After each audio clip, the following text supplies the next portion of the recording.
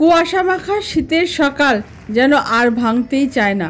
এখান থেকে শুরু হলো আজকের ব্লগ।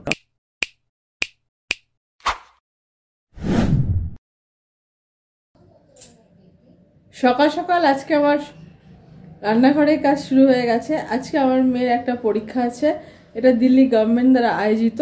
পরীক্ষাটা কি ওর মুখ থেকে শুনুন। আর যেহেতু সকালে ও পরীক্ষা দিতে যাবে তো আর কি খেয়ে যাবে, তাই এমনি সকালে মাছের ঝোল ভাতও রান্না হয়ে গেছে।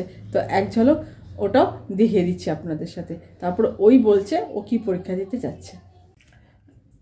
এই সকাল সকাল আমার পাবদা মাছের ঝোল আর ব্রাউন রাইস হয়ে গেছে। ঋষিদা এখন যাচ্ছে মুখ্যমন্ত্রী কি পরীক্ষাটা বলে দেন, নামটা মনে থাকছে না। মুখ্যমন্ত্রী বিজ্ঞান প্রতিভা পরীক্ষা। হ্যাঁ, মুখ্যমন্ত্রী বিজ্ঞান প্রতিভা পরীক্ষা। পরীক্ষাতে কি কয়টা সাবজেক্ট আছে? ম্যাথস, সায়েন্স, সোশ্যাল সায়েন্স আর হচ্ছে লজিক্যাল রিজনিং। সোশ্যাল সায়েন্সের মধ্যে 4টা subject, history, political science, geography, economics. আর সায়েন্সে 3টা, ফিজিক্স, কেমিস্ট্রি, বায়োলজি। তাহলে এই শুরু হয়ে গেল লাইফে পরীক্ষা দেওয়া। এলে কিন্তু এক একটা স্টেপ বোর্ড পরীক্ষা দেওয়ার আগে। ঠিক আছে, ভালো করে পরীক্ষা দিয়ে এসো, তারপরে সানডেটা এনজয় করা যাবে।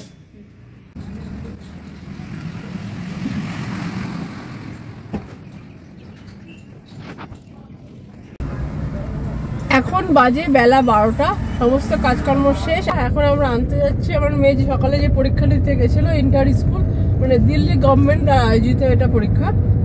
যেটা একটা গভর্নমেন্ট স্কুলের সিট পড়েছে, তো 1টা অবধি পরীক্ষা। তো একটু আগেই পৌঁছে যাচ্ছি, পরীক্ষা দিয়ে ওকে নিয়ে তারপরে বাড়ি চলে আসবো। তার সাথে যদি আমাদের কিছু মার্কেটিংয়ের ব্যাপার আছে, যদি সময় হয় তবে সেখানে যাবো, তখন আপনাদের সাথে শেয়ার করবো। এখন কিন্তু খুব সুন্দর রোদ উঠে গেছে, দিল্লি একদম উইন্টার মরশুম চলছে, একদম ক্রিসমাস সামনে। কেমন হলো পরীক্ষা?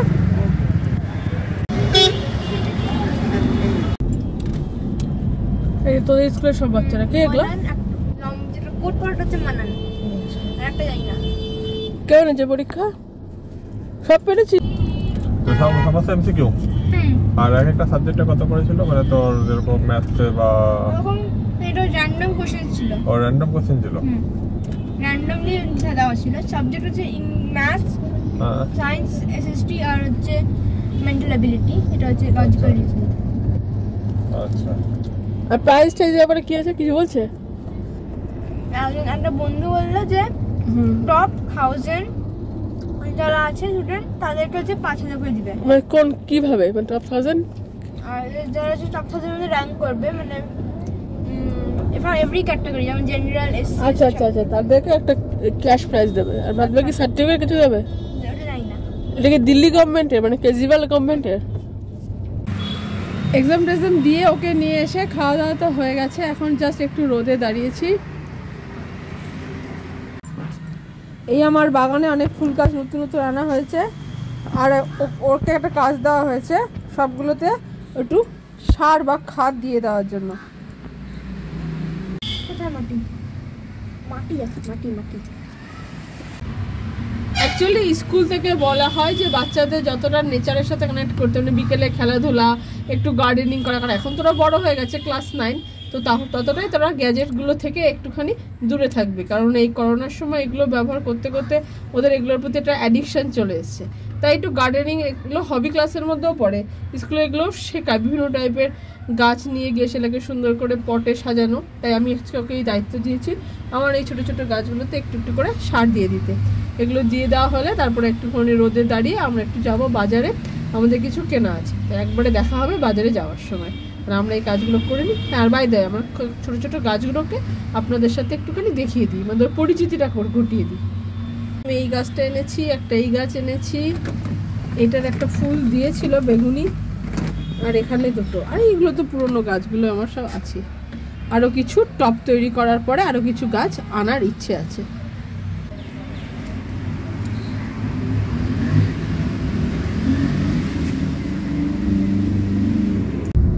এখন আমরা আবার রেডি ফেডি হয়ে বেরিয়ে পড়ছি। আজকে সারাদিন শুধু ঘোরা আর ঘোরা।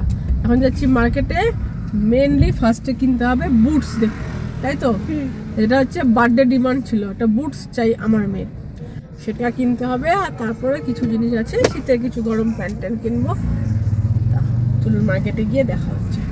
মার্কেটে এসে প্রথমে স্ট্রিট ভেন্ডারগুলো যে থাকে সেখান থেকে কয়েকটা গরম প্যান্ট আমার মেয়ের জন্য কিনলাম। তারপর অনেক ঘোরাঘুরি করে অবশেষে একটা দোকানে ওর পছন্দ মতো মানে কম হিলের একটা বুট পাওয়া গেল, যেটাতে পরে ও একটু স্বাচ্ছন্দ্য বোধ করলো এবং আমরা এটাই ফাইনাল করলাম। এখানে প্রচুর জুতোর সমারাও আছে। আর তারপর একটু কম্বলের দোকানে গিয়ে কিছু মাঝারি মানের মানে খুব কস্টলি না মোটামুটি দামের কতগুলো কম্বল আমরা একটু দেখলাম, তার মধ্যে এক দুটো নিলাম। তারপরে মার্কেটে ঘুরলাম, কারণ অনেকক্ষণ ঘুরতে ঘুরতে আমাদের একটু খিদে পেয়ে গেছিল।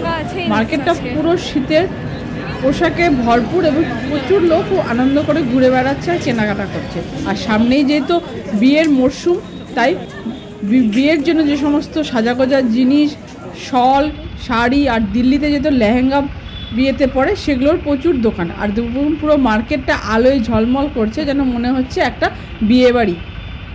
এখান থেকে গিয়ে নতুন একটা কতগুলো জিনিস দেখলাম, যেমন উলেন স্কার্ট, তো খুব ভালো লাগলো। তো আমার মেয়ের জন্য একটা কিনে নিলাম। কিনে একটু মার্কেটে ঘুরে তারপর বাড়ি চলে আসলাম।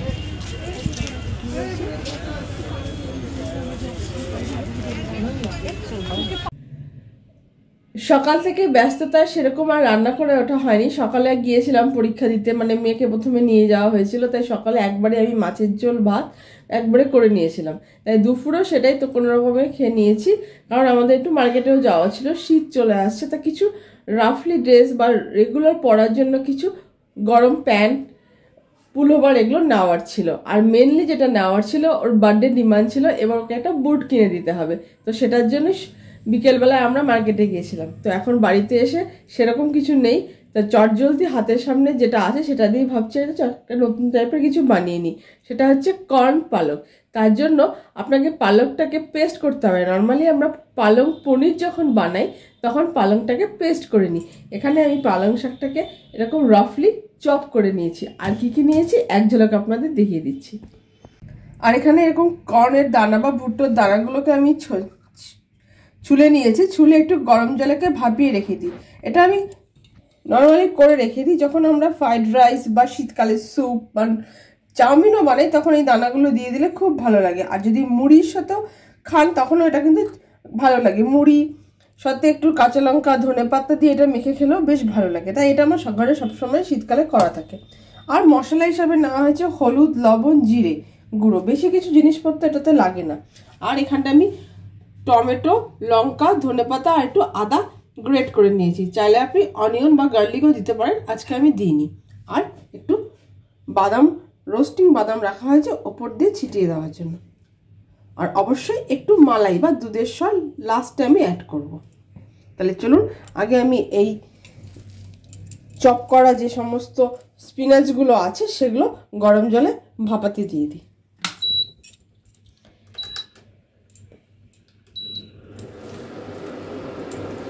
এতটা আমার লাগবে না, আমি একবার এতটা করে রেখেছি। আর আছে কিছু কাজু আর আমন্ড। আর এখানে যেটা সাদা রঙ আছে এটা হচ্ছে মালাই। এটা একসাথে আমি মিক্সিতে একটুখানি পেস্ট করে নেব, যেটা লাস্টে আমি এই যখন ডিশটা তৈরি হয়ে যাবে তখন ওপর থেকে অ্যাড করে নেব। তখন চাইলে আপনি একটু কসুরি মেথিও দিয়ে দিতে পারেন, তাতে গন্ধটা খুব ভালো আসবে। তাহলে চলুন কিছুক্ষণ পরে আবার আমি ফিরে আসছি। পালংটা বয়েল হয়ে গেছে এবং মশলাগুলো আমি পেস্ট করে নিয়েছি। এখন জাস্ট একে একে কিভাবে আমি করি পদ্ধতিটা আপনাদের সাথে শেয়ার করছি। প্রথমে আমি কড়াইতে তেল দেবো। আমি এটা সরষের তেলেই করছি, চাইলে আপনারা এটাকে সাদা তেলেও করতে পারেন। তেলটা গরম হয়ে গেলে এই সাদা জিরে ফোড়নে দেব, তারপরে দুটো লঙ্কা দেবো, এই টমেটো কুচিগুলো দিয়ে দেবো।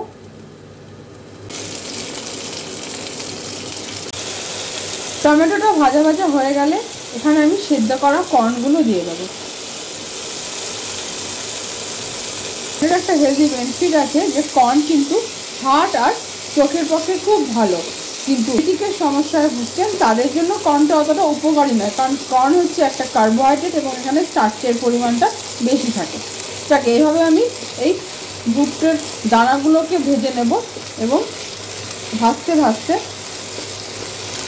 আমি আদা বাটাটা দিয়ে দিলাম।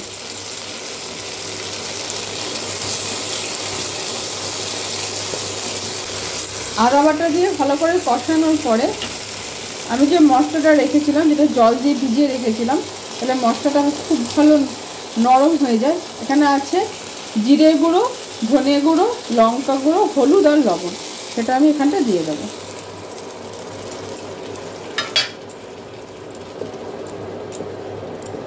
এবার এখানে মশলাটা আমি কষতে দেবো। ততক্ষণে আমি এই পালং, যেটাকে আমি অল্প একটু জলে ভাপিয়ে নিয়েছিলাম, সেটাকে খুব ভালো করে রাফলি আরও একটু চপ করে নেব। মশলা দিয়ে পুরো কর্নটা ভালো করে কষে গেছে। এবার যে রাফলি চপ পালংটা আছে, সেটা জলটা আমি পুরো ছেপে এর মধ্যে দিয়ে দেবো। জল কিন্তু দেবো না, একদম চিপে দেবো। দিয়ে এটা দিয়ে ভালো করে কষতে থাকবো। এই পালক দিয়ে কর্নটা এই মশলা দিয়ে ভালো করে কষিয়ে নেব। যখন একদম শুকনো হয়ে আসবে, তখন যে মালাই আর বাদামটা আমি বেটে নিয়েছিলাম, এটা এখানে অ্যাড করে দেব। এখানে মশলা দিয়ে পালং আর কর্নটাকে খুব ভালো করে কষানো হয়ে গেছে এবং জল যেটা বেরিয়েছিল সেটাকেও শুকিয়ে নেওয়া হয়ে গেছে। এবার আমি এই বাদামটা দিয়ে দেবো, মালাই আর বাদাম যেটাকে আমি বেটেছিলাম। এবার এটাকে এভাবে ফুটতে দেবো।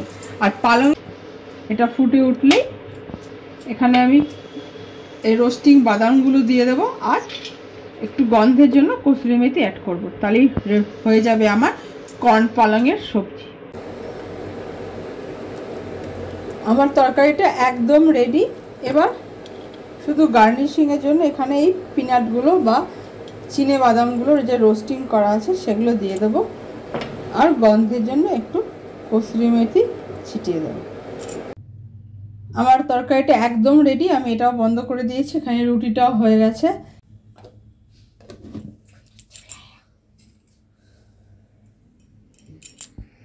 কেমন হয়েছে? ভালো, খুব ভালো। এর সাথে সাথে এখান থেকে আমরা দুজনে আজকের ভিডিওটাকে শেষ করছি। যদি আপনাদের ভালো লেগে থাকে, অবশ্যই একটা কমেন্ট করবেন আর লাইক করবেন, আর প্রিয়জন বন্ধু বান্ধবকে আমাদের ভিডিওগুলো শেয়ার করবেন এবং তাদের যদি আমাদেরকে ভালোবাসে তাহলে বলবেন তারা যেন আমাদের সাবস্ক্রাইব করে। সাবস্ক্রাইব করলে আমাদের অনেক ভালো লাগবে, আমরা ইন্সপিরেশনও পাবো নতুন নতুন জিনিস আপনাদের সাথে শেয়ার করবার জন্য। তাহলে আজকের মতো এখান থেকেই টাটা। আবার চলে আসবো নতুন কোনো দিনে নতুন কোনো গল্পের সাথে। আজকের শপিংটা দেখিয়ে দিই। এই ধরনের একটা প্যান্ট কেনা হয়েছে, গরম ভেলভেটের। এটা একটা গরম প্যান্ট, একটা উলের প্যান্ট, আর এটা একটা লং স্কার্ট, এটা উলের। আর এই বুটস, এটাই হচ্ছে আজকের মেন অ্যাট্রাকশন।